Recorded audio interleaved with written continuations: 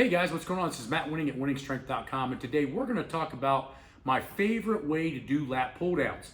Now I know it's a staple exercise for most people building their back, but I got a few ways and a few pieces that I like to use when doing lat pull downs to make it more effective. But before we get to these exercises, please like, subscribe, and comment on some tricks that you may use doing lat pull downs that most people may not have seen down in the comments. So let's get to it.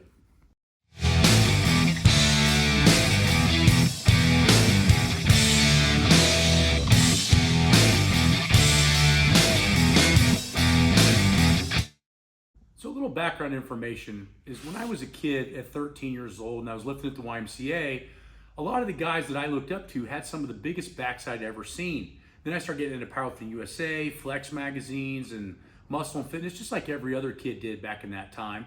And I started seeing some of the best bodybuilders and powerlifters like Bill Kazmaier, Dorian Yates, Vince Anello, Ed Cohen. A lot of these guys had massive backs. And I started picking up little things here and there on how and why they were doing lat pull downs. And so what I wanted to do today was go into some of the lat pull downs that I've used over the last 25 or 30 years to create a massive back. Now I was at a massive detriment because growing up in Muncie, there wasn't a lot of education around. There was just a local YMCA. But as I started to dig more and more and more, I started going to the library, especially at Ball State, which eventually I went to college there. I started getting a hold of more and more information and started realizing that the back was a big deal. And because most people use lat pull downs, I wanted to go over some of the implements of lat pull downs that we use and some of the styles in which we use that maybe will help you develop a bigger back, safer shoulders, bigger bench press, bigger deadlift. The lat is an amazing muscle group that attacks and attaches to nearly the entire spinal column. So when you activate your lats and when you activate your upper back when you're bench pressing or when you're deadlifting, it's a protective mechanism also for your spine. And this is where you see a lot of people screw up, especially in the beginner and intermediate levels. They'll go to deadlift and forget to tighten their lats, and next thing you know, they got a lumbar or thoracic vertebrae or disc issue.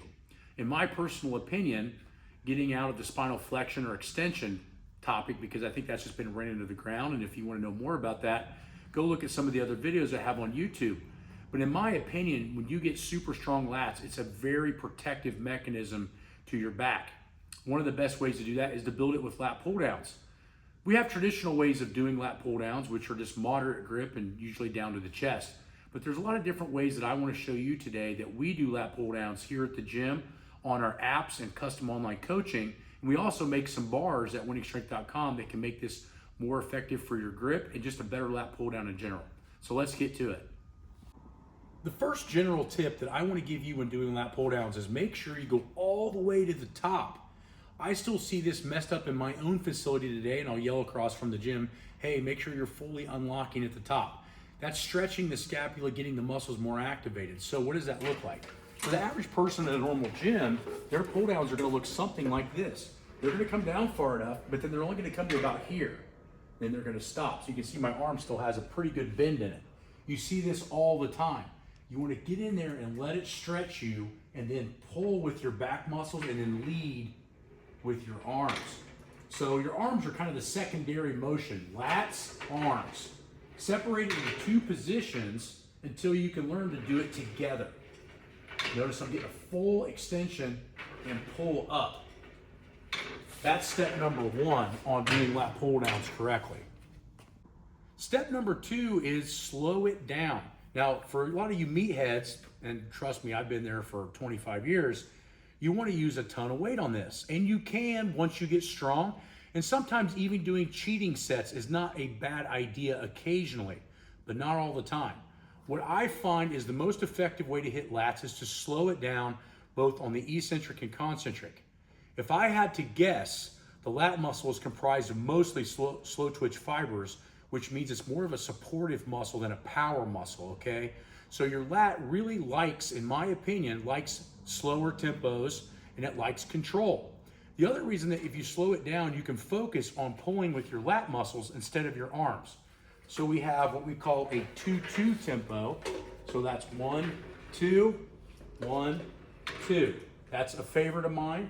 The next favorite is 1, 2, 3, 1, 2, 3. Now, those don't have to be exactly 3 seconds or 2, but if you're counting in your head while you're doing your reps, it actually helps you slow down and focus on what you're trying to hit, which is your lat and not your bicep. So if you watch a lot of the other videos and some of the older videos, maybe even 3-5 years ago, I talk about not training a lot of biceps until your back gets super strong, maybe even if at all. And the reason is because once your bicep gets super strong, neurologically connected, you start using less and less lats. You need to learn to activate your lats before you activate your arms. Everybody can turn on their bicep, but not everybody can turn on their lats. The next thing is grip width. Now, I wouldn't get too caught up in which is the best grip, because in my opinion, grip width should be varied all of the time. In a conjugate mindset and law of accommodation, if we do the same thing all the time, it tends to create the same results and slightly regresses after our body adjusts to it. So we can train here, we can train here, we can train here, and sometimes even here. And I'm just using a general lat pull down bar so that you guys can have access to this. We'll get to some other bars here in a second. But in my opinion, change the way you do it. So week 1, you would pull narrow and keep it in close, okay? It's gonna be a little bit more brachialis muscle, but if I focus on my back, it's really, really a good back builder. Now, the next week, maybe I have limited equipment, I'm gonna go 6 inches wider. Same motion, but now I'm gonna pull it down with a little bit of a wider grip. My shoulders feel a little better in this position, but if I do it all the time, it's gonna be harder to make progress. And then final position would be somewhere out here wide, okay? Now, wide grip position is good, but again, try not to use a lot of this. So in my opinion, that happy medium should be trained about 35 to 45% of the time, and then you're mixing and matching. But one of the other things that you have to understand too with a normal bar is that reverse grip is something that is commonly untrained. Now this can be very, very hard on your bicep. So what I like to do is I'll pull with all my lat muscles first and then pull with my arm. Lat muscles first, pull with my arm. I feel that almost 85% in my back. Now, you can do the same thing with a supinated or a pronated grip. But this is all the ways that I do variety with straight bar, normal push down, normal droop bar, okay, or what I call a droop bar.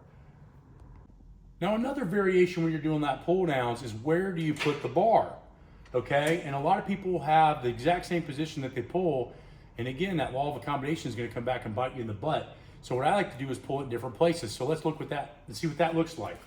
So the first one is called a Mike O'Hearn lat pull down. And I never saw this before until I went and trained with O'Hearn out at Gold's. But you actually keep the bar about 6 inches away from your body when you do the pull down. This hits the lat very different.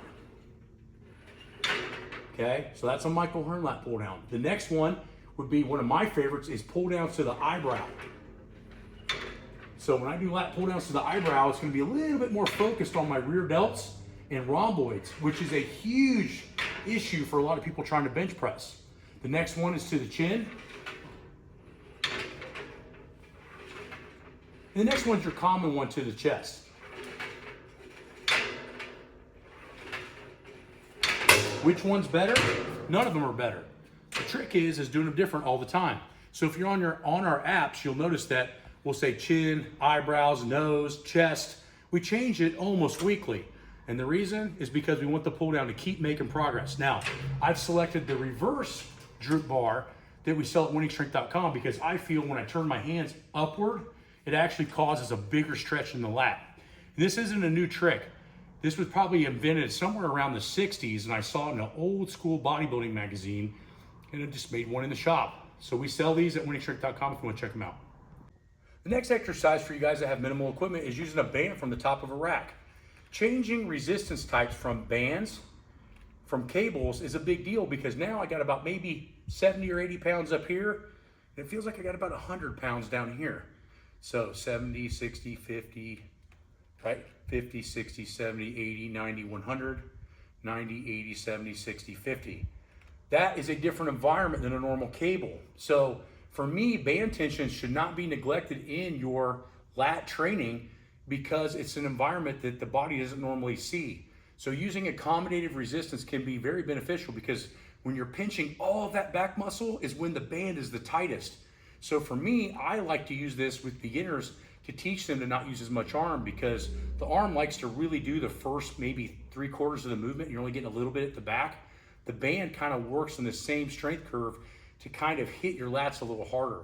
So don't neglect band tension if you're trying to get big lats. Another thing that helps build a lot of width in your back and really activate it without turning on too much arm is doing something cross body. Now you could do this with a cable machine. I like to use a band, but what you want to do is, you notice my arm is across my body, and then I'm going to pull it to my rib cage at all different angles, but mostly like right at the pec level. And if you're doing this and you're trying to squeeze that scapula muscle in the back, it is going to smoke your lats. This is only like a light band, and after 3 reps, I can already feel my back going crazy. But cross body, the trick is not to let your upper body twist. Hold it tight and make your lat and scapula muscles do all of the work. This is a great exercise as well. So these are some of the lat exercises that I've used over the last 32 years. I didn't know all of these variations existed when I first started, and you probably saw some new ones that you haven't been using as well. Those are going to be important tools for you to make extra lat progress in the future and in the present. But if you don't know where to put these, please hop on one of our apps, both Patreon, Train Heroic, and we'll do the variety for you, and you can ask Q&A questions from me personally. Now, the other way we can do that is online coaching as well, which is more expensive, but we custom tailor it just to your needs. Just remember that lats like variety, just like a lot of other different muscles, and if you're doing the same thing for too long, you're probably going to get stagnant. So this is Matt Wenning at wenningstrength.com. I hope this video helped you. Please like, subscribe, and comment below.